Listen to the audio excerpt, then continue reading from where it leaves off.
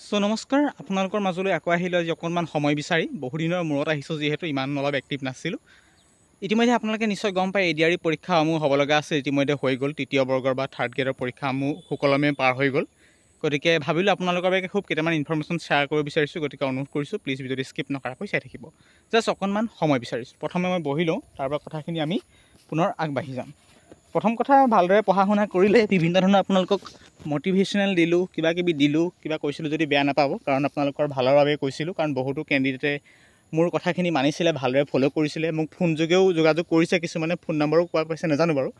গতিকে ভাল লাগিলে কথাখিনি শুনি। কিন্তু এটা কথা আপোনালোকে মনত ৰাখিব, ইতিমধ্যে আপোনালোকৰ থাৰ্ড গ্ৰেড বা তৃতীয় বৰ্গৰ পৰীক্ষা দুটা পৰ্যায় হৈছিল, ইতিমধ্যে তিনিটা পৰ্যায় হৈছিল, শেষ হৈ গ'ল। যিহেতু ড্ৰাইভাৰ আছিল আৰু এটা HSSLC আছিল আৰু এটা আছিল বেচেলাৰ ডিগ্ৰী। গতিকে তিনিটা পৰ্যায়ৰ পৰীক্ষাসমূহ অনুষ্ঠিত হৈ গ'ল 3 দিনৰ ভিতৰত।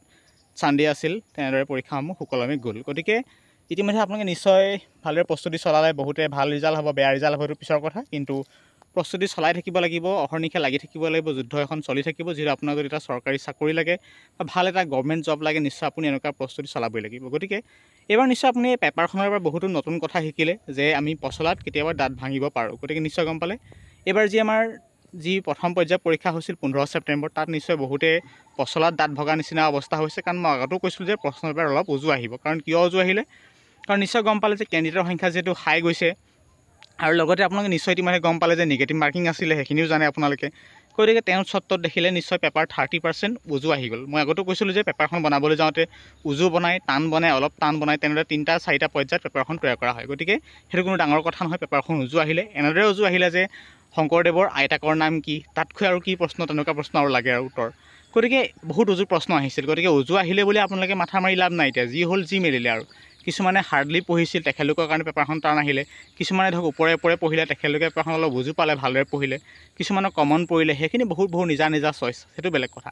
কিন্তু এতিয়া আপোনালোকে নিশ্চয় পৰীক্ষা ভাল হ'ল বেয়া হ'ল সেইখিনি আপোনালোকে পিছত গম পাব যেতিয়া ৰিজাল্ট দিব। গতিকে ৰিজাল্ট কেতিয়া দিব? এতিয়া বহুতে মোক কমেণ্ট কৰিব সুধিব যে ৰিজাল্ট কেতিয়া দিব। চাওক, ৰিজাল্টটো আমাৰ বহি চাওঁতে অৰ্থাৎ যেতিয়া OMR শ্বীট চেকিং কৰা হয়, OMR শ্বীট চেকিং কৰাৰ পাছত পুনৰ আপোনাৰ ৰিজাল্ট শ্বীট তৈয়াৰ কৰা হয় প্ৰতিটো কেটেগৰীৰ বাবে। জেনেৰেল, OBC, MOBC বা ST, STP, PWD সকলো কেটেগৰীলৈ যেতিয়া ৰিজাল্ট শ্বীট তৈয়াৰ কৰা হয়, যথেষ্টখিনি সময় প্ৰয়োজন হয়। যোৱাবাৰ যেতিয়া 2022ৰ পৰীক্ষা অনুষ্ঠিত হৈছিল এডিআৰইৰ, তেতিয়া কি হৈছিল, 2 মাহ অৰ্থাৎ কাতি বিহুৰ আগত, অৰ্থাৎ অহাকালিলৈ নেক্সট দিনা কাতি বিহু আৰু আজি ৰিজাল্ট তেনেদৰে ঘোষণা কৰিছিল। গতিকে এইবাৰো তেনেকুৱা পৰ্যায়ৰ পৰীক্ষাৰ ৰিজাল্ট দিবলৈ গৈ আছে।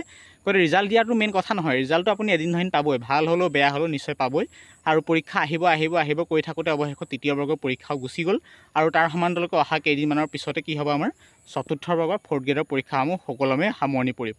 গতিকে এটা ডাঙৰ এটা সমস্যা আপোনালোকৰ পৰা মুক্তি পালে। ইতিমধ্যে আপোনাৰ পৰীক্ষা কেনেকুৱা হ'ল বেয়া হ'ল ইত্যাদি আমি তলত কমেণ্ট বক্সত কমেণ্ট কৰিব। আপোনাৰ পৰীক্ষা কেনেকুৱা পেপাৰ কমন পৰিলে নপৰিলে সেইটো নিশ্চয় আপুনি কমেণ্ট বক্সত জনাব। কিন্তু এতিয়া আপোনালোকে বহুতে চিন্তা কৰি আছে, মই চাকৰিটো পামনে বা মোৰ চিলেকশ্যন হ'ব নহয়। গতিকে এইখিনি কথা মনত ৰাখিব। মই হিণ্টছ দিব বিচাৰিছোঁ।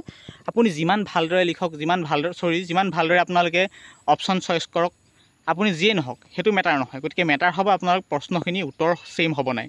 যিখন এতিয়া আমাৰ এনচাৰ কি পাব্লিছ কৰিলে, এনচাৰ কি মতে আপোনাৰ যদি উত্তৰ ছেইম হৈছে, আপোনাৰ যদি 150ৰ ভিতৰত 150 নম্বৰ পায়, আপুনি চাকৰি অট'মেটিক পাই আছে। কাৰণ ভাইভাত আপুনি অভিয়াছলি পাছ কৰিবই। কাৰণ 150ৰ ভিতৰত 150 টক্কৰ মাৰিবলগীয়া এজন ব্যক্তি থাকিব লাগিব ন। কাৰণ এইবাৰ মনত ৰাখিব যে আপোনালোকে নাভাবিব যে পেপাৰখন উজু আহিছিলে বুলি আপোনাৰ সেই নিগেটিভ মাৰ্কিং থকাৰ ফলত পেপাৰখন কি যাব, অভিয়াছলি হাই লেভেলত মাৰ্কছ নাযায়। এবাৰ কি হ'ব, 85, 75, আপোনাৰ 90 তেনেকুৱা কাট অফ হৈ যাব। কাৰণ আমি যোৱাবাৰ ভাবিছিলোঁ যে যোৱাবাৰ বহুত হাই লেভেলৰ কাট অফ যাব, কিন্তু যোৱাবাৰ ইমান হাই লেভেলৰ কাট অফ নগ'ল। কাৰণ এইবাৰ কি হৈছে, যোৱাবাৰ কিন্তু নিগেটিভ মাৰ্কিং নাছিলে, এইবাৰ নিগেটিভ মাৰ্কিং হ'ল। নিগেটিভ মাৰ্কিং হোৱাৰ লগে লগে কাৰণ বহুতো কি হ'ব, 60% কেণ্ডিডেট নিগেটিভ মাৰ্কিঙৰ ফলতে বহুত কাট অফ তললৈ গুচি যাব। ক্লিয়াৰ এইখিনিলৈকে? কাৰণ নিগেটিভ মাৰ্কিংটো গম পালে আপুনি 0.25 মাৰ্কছ, আৰু ইভাগেতো 2 নম্বৰ প্ৰশ্নটো নিগেটিভ মাৰ্কিং আছেই, বেচেলাৰ ডিগ্ৰী। গতিকে সেইখিনি কথা চালি জাৰি চাব। গতিকে ইমান মাথা মাৰি লাভ নাই। গতিকে আপুনি পৰীক্ষা ভাল হৈছে বেয়া হৈছে সেইখিনি আপোনালোকৰ ডিচিশ্যন। কিন্তু এটা কথা মনত ৰাখিব, পৰীক্ষা বেয়া হৈছে ভাল হৈছে এতিয়া মাথা মাৰি লাভ নাই। বুজি পায় নহয়? সেবাৰ পৰা যদি 50 টকা দি যদি আপোনালোকে OMR শ্বীট চাইছে ভাল কথা, কিন্তু এইবোৰ মই ভাবোঁ, মই অনুভৱ কৰোঁ, কাৰণ এইবোৰ চাই লাভ নাই। কাৰণ আপোনাৰ ইতিমধ্যে ৰিজাল্ট ভাল হ'লেও বেয়া হ'লে আপুনি কিবা কৰিব পাৰিব নি? ভাল হ'লে ভাল কথা, আপুনি চাকৰি এটা পাব। বেয়া হ'লে আপুনি কি কৰিব? আপুনি এনচাৰ কি আপুনি কমপ্লিট গোটেই পেপাৰখন উত্তৰ লাভ কৰিলে আৰু কি কৰিব তাৰপৰা? যেতিয়া আপুনি ৰিজাল্ট পাবই ন, অভিয়াছলি যেতিয়া আপুনি যেতিয়া সুন্দৰকৈ যদি ভাল মাৰ্কছ পায়, আপুনি অট'মেটিক চিলেকশ্যন হ'বই। গতিকে ভাল কথা। গতিকে সেইখিনি কথা গুৰুত্ব দিওঁ। গতিকে ইমান মাথা মাৰি লাভ নাই। যি হ'ল যি মেলিলে। কাৰণ আকৌ ট্ৰাই কৰিব লাগিব। যদি কোনোবা কেণ্ডিডেট পৰীক্ষা দিব নোৱাৰিলে তেখেতলোকে মাথা মাৰি লাভ নাই, কাৰণ সময় আহি আছে গৈ আছে। কিন্তু এনে নহয় যে আপুনি সময়ৰ সোঁতত নিজকে হেৰুৱাই নিদিব, মনত ৰাখিব। কাৰণ সময় ইদিনাতকৈ সিদিনা আপোনাৰ বয়স অনুপাতে গৈ আছে, কিন্তু সেইটো কথা মনত ৰাখিব। এতিয়া চতুৰ্থ বৰ্গৰ কেণ্ডিডেটসকলক মই এইখিনি জনাই থ'ব বিচাৰিছোঁ মোৰ যি এক্সপিৰিয়েঞ্চৰ ফালৰ পৰা। গতিকে আপোনালোকে অলপ পঢ়া শুনাৰ ক্ষেত্ৰৰ উপৰি আপোনালোকে মাটি বাৰী হিচাপ নিকাচ তেনেকুৱা কিছুমান পৌৰাণিক হিচাপ নিকাচ আছে, সেইখিনিৰ ওপৰত গুৰুত্ব দিব। কাৰণ পৰীক্ষাত দেখিছে নিশ্চয় প্ৰেক্টিকেল লাইফৰ ওপৰত বেছি প্ৰশ্ন আহি গ'ল। এতিয়া আমাৰ এনেকুৱা প্ৰশ্ন আহিছে ডৰিমন কোন? ডৰিমন প্ৰশ্নটো আমাৰ কোনো পঢ়া ৰিলেটেড নহয়, প্ৰেক্টিকেল লাইফত প্ৰশ্ন আহিছে। এইটো আমি কোনোবাই আগত চাই থৈছিলোঁ কাৰণেতো আমি উত্তৰ দিব পাৰিছোঁ ডৰিমন আমুক এটা কাৰ্টুন চৰিত্ৰ। বা অলকানন্দা, এতিয়া অলকানন্দা বুলি ক'লে হাঁহি উঠিব, কাৰণ অলকানন্দা এটা গান। এই গানটো আমাক গায়ক কোন বা আমাক এইটো কোনো কম্পিটিটিভ এক্সামৰ কোনো প্ৰয়োজন প্ৰশ্ন নহয়। কিন্তু পেপাৰখন কেনেকুৱা লেভেলত গৈছে, প্ৰেক্টিকেল লাইফৰ ওপৰত বেছি গুৰুত্ব দিয়া হৈছে। নিশ্চয় ক্লিয়াৰ, কাৰণ বাঁহেৰে নিৰ্মিত এটা সঁজুলি, অপশ্যনত টকা আছিলে, টকা হৈছে শুদ্ধ উত্তৰ। গতিকে তেনেদৰে কথা। আৰু এই বেচলাৰ ডিগ্ৰীত আহিছিলে তাঁৰযুক্ত এটা বাদ্যযন্ত্ৰ। ইতিমধ্যে আপোনালোকে গম পালে কেনেকুৱা পৰ্যায়ৰ পৰীক্ষা প্ৰশ্ন পেপাৰ আহিছিল, প্ৰশ্ন কেনেকুৱা আহিছিল, টান আহিছিল, ঢিলা আহিছিল। নিশ্চয় আপুনি ইতিমধ্যে আপোনালোকে গম পাইছে। গতিকে মনত ৰাখিব, যিমান ঢিলা আহিব সিমান কম্পিটিশ্যন বেছি হ'ব, যিমান টাফ আহিব সিমান কম্পিটিশ্যন অলপ ডাউন হ'ব। কিন্তু আপুনি সেই কম্পিটিশ্যন ডাউন, ঢিলা, টান সেইবোৰত গুৰুত্ব দিলে নহ'ব, আপুনি পঢ়িব লাগিব। গতিকে আপোনালোকৰ চতুৰ্থ বৰ্গৰ পৰীক্ষা অনুষ্ঠিত হ'বলৈ গৈ আছে। চতুৰ্থ বৰ্গৰ পৰীক্ষা কেনেকুৱা পেটাৰ্ণৰ প্ৰশ্ন আহিব নিশ্চয় অলপ চমু আভাস ল'ব, মিল অমিল প্ৰশ্ন চাব, সেই পৌৰাণিক পৰ্যায়ৰ কিছুমান প্ৰশ্ন চাব। লগতে ইণ্টাৰনেশ্যনেল লেভেলৰ নদীদ্বীপ বা আন্তঃৰাষ্ট্ৰীয় পৰ্যায়ৰ যিখিনি প্ৰশ্ন সেইখিনিৰ ওপৰত গুৰুত্ব দিব। আন্তঃৰাষ্ট্ৰীয় ঠাই বিশেষ আৰু ধৰক এতিয়া আমেৰিকাত কোন ডিষ্ট্ৰিক্ট আছে, তেনেকুৱা প্ৰশ্ন কিছুমান ৰিলেটেড টু দি পইণ্ট নিজে অলপ খুচৰি মুচৰি চাব। কেৱল ইউটিউবৰ ভিডিঅ'ৰ ওপৰতে গুৰুত্ব নিদিব। দেখিছোঁ, কাৰণ ইউটিউবৰ ভিডিঅ' চাই আপোনালোকে অলপ ইউটিউবত ভিডিঅ' চালেই নহ'ব, আপোনালোকে হাৰ্ডৱৰ্কৰ ওপৰত নিজে স্মাৰ্ট ৱৰ্ক কৰিব লাগিব। ক্লিয়াৰ, গতিকে নিজৰ ওপৰত নিজে বিশ্বাস ৰাখিব লাগিব। যোৱাবাৰ এডিআৰই যি পৰীক্ষা অনুষ্ঠিত হৈছিল যথেষ্টখিনি কেণ্ডিডেটে চাকৰি পাইছিল, কিন্তু এইবাৰ যি ৰিচেণ্টলি হৈ গৈছে এই 3টা পৰীক্ষাত মনত ৰাখিব কাট অফ হাই লেভেলত যাব, ডাউন লেভেলত যাব। ভাবিব নোৱাৰে কেণ্ডিডেট এবাৰ চাকৰি পাব। যদি ভাবি আছে আমুকে নাপায়, আমুকে পায়, আপুনি চাকৰি হেৰুৱাব লগা হ'ব পাৰে। গতিকে ক্লিয়াৰ, আগত যি চোকাখিনিয়ে পাইছিল এবাৰ চোকাখিনিয়ে নাপায়, আমাৰ গেধাখিনিও চাকৰি পাব পাৰে, ঠিক নাই। গতিকে এইখিনিকে মনত ৰাখিব, কাৰণ কাট অফখিনি বেলেগ ধৰণৰ ৰিজাল্ট হ'বলৈ গৈ আছে। কাৰণ নিগেটিভ মাৰ্কিং আছে, নিগেটিভ মাৰ্কিং থকাৰ বাবে কি হ'ব, কম্পিটিশ্যন পইণ্টত কম্পিটিশ্যন হ'ব, অৰ্থাৎ 0.25, 0.85, 0.75 তেনেকুৱা পৰ্যায়ে আপোনাৰ কম্পিটিশ্যন হ'ব। কোনোবা এজনে কেণ্ডিডেটে 0.25 পাব, কোনোবা এজন কেণ্ডিডেটে 0.75 পাব। যিখিনি কেণ্ডিডেটে 0.75 পাই যাব তেওঁ চাকৰি অট'মেটিক পাই যাব এটা লেভেলত। কথা এটা বুজাই দিছোঁ আপোনালোকক। গতিকে সেইখিনি কথা গুৰুত্ব দিব। গতিকে যি হ'ল যি মেলিলে থাৰ্ড গ্ৰেড, যি হ'ল যি মেলিলে মুঠতে থাৰ্ড গ্ৰেডৰ কেণ্ডিডেটৰ ৰিজাল্ট কেনেকুৱা হ'ব আপুনি কমেণ্ট বক্সত কমেণ্ট কৰিব। আৰু যিমানটো নতুন এটা ইনফৰ্মেশ্যন পৰৱৰ্তী পৰ্যায়ত দিম, কিন্তু মনত ৰাখিব আপোনালোকে সদায় পিছুৱাই যাব নালাগিব। গতিকে এইখিনি হৈছে আপোনাৰ প্ৰথম পৰ্যায়। কোনোবাই নতুনকৈ ফাৰ্ষ্ট পৰীক্ষা দিছে, সেইখিনি অলপ বেয়া হ'ব পাৰে, চিন্তা কৰি লাভ নাই, কাৰণ এইটো কম্পিটিশ্যনত যেতিয়া সোমাইছে কম্পিটিশ্যন কৰিবই লাগিব। গতিকে এতিয়া তৃতীয় বৰ্গৰ পৰীক্ষা সুকলমে অনুষ্ঠিত হৈ গ'ল। তৃতীয় বৰ্গৰ পৰীক্ষাৰ ৰিজাল্টটো 2 মাহমান বাকী আছে।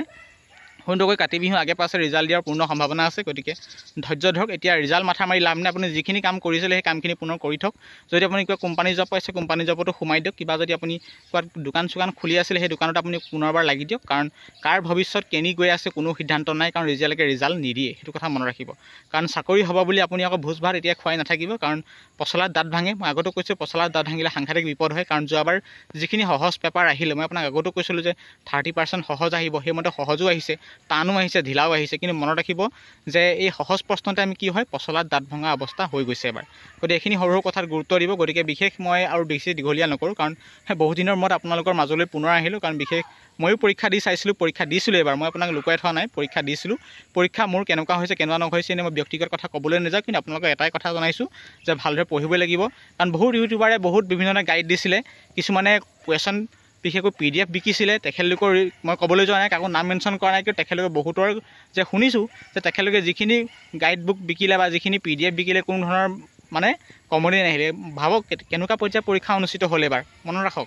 গতিকে ইউটিউবৰ ওপৰত ভৰসা নকৰিব, ইউটিউবৰ ওপৰত ভৰসা কৰিলেই নহ'ব, সেইমতে নিজেও পঢ়িব লাগে। ইউটিউবাৰ জাষ্ট এটা গাইড হিচাপে ল'ব, কাৰণ কিছুমান নজনা বস্তু ইউটিউবৰ পৰা শিকক, কিন্তু 99% আপুনি ইউটিউবৰ ওপৰত কেতিয়াও গুৰুত্ব নিদিব, অৰ্থাৎ ডিপেণ্ড নকৰি ভৰসা কৰি নাথাকিব যে ইউটিউবত পাই যাম আমুকটো টপিক, ইউটিউবত পাই যাম, ইউটিউবত যেনেদৰে আহিছে তেনেকৈ আহিব, সেইটো কথা নহয়। গতিকে মনত ৰাখিব। গতিকে এইখিনি হৈছে গুৰুত্বপূৰ্ণ পইণ্ট।